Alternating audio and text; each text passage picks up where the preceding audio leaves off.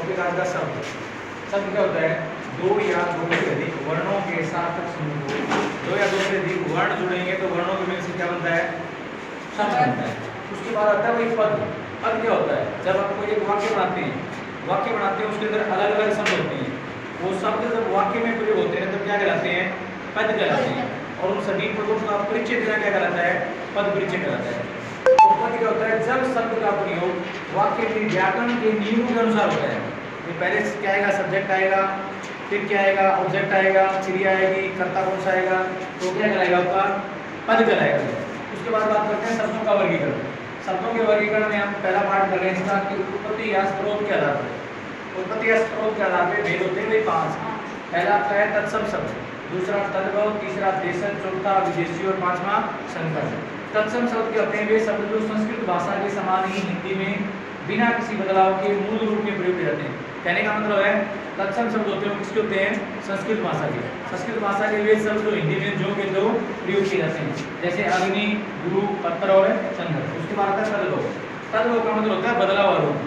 जो संस्कृत भाषा के शब्द हैं उनका बदलाव आरोप क्या कहलाता है? तद्भव। यानी कि संस्कृत वाले शब्दों को हम जो के तो प्रयोग कर रहे हैं यहाँ पे, लेकिन उनका बदलाव आरोप क्या आ जाएगा? जिनका हिंदी में आते आते वो बदल जाता है। जैसे क्षेत्र शब्द होता है वो खेत होता है, लेकिन यहाँ पे क्या आया? खेत। यहाँ पे अग्नि शब्द लिखा, अग्नि को क्या बोलते हैं? आग बोलते हैं। इसी प्रकार चंद्र का क्या बना? चांद, अग्नि। उसके बाद देशी शब्द। देशी वो होते हैं जो आम बोलचाल के शब्द होते हैं, जो अपने घरों में बातें करते समय यूज करते हैं, वो सारे देशज। आम बोलचाल के वे शब्द जो विदेशी न हो, अर्थात क्षेत्रीय बोली के शब्द हैं, जैसे कपास, पगड़ी, लोटा, खिड़की, गमछा। उसके बाद विदेशी मतलब वो शब्द जो हमारी भाषा के नहीं है, दूसरी भाषाओं के, जैसे अंग्रेजी, पुर्तगाली, जापानी, चीनी आदि। अब आपने लिखा है यहाँ पे सबसे पहले लिखा नर्स और स्टेशन। नर्स और स्टेशन आपकी अंग्रेजी भाषा के शब्द हैं। संतरा किसका? आपका पुर्तगाली का है। और लिखा नहीं यहाँ पे जापानी शब्द कौन सा होता है? रिक्शा। रिक्शा शब्द किसका है? जापानी। और चीनी का चाय, जो घरों में चाय पीते हैं वो कौन सी भाषा का है? चीनी का। रिक्शा जापानी का। उसके बाद है संकर शब्द।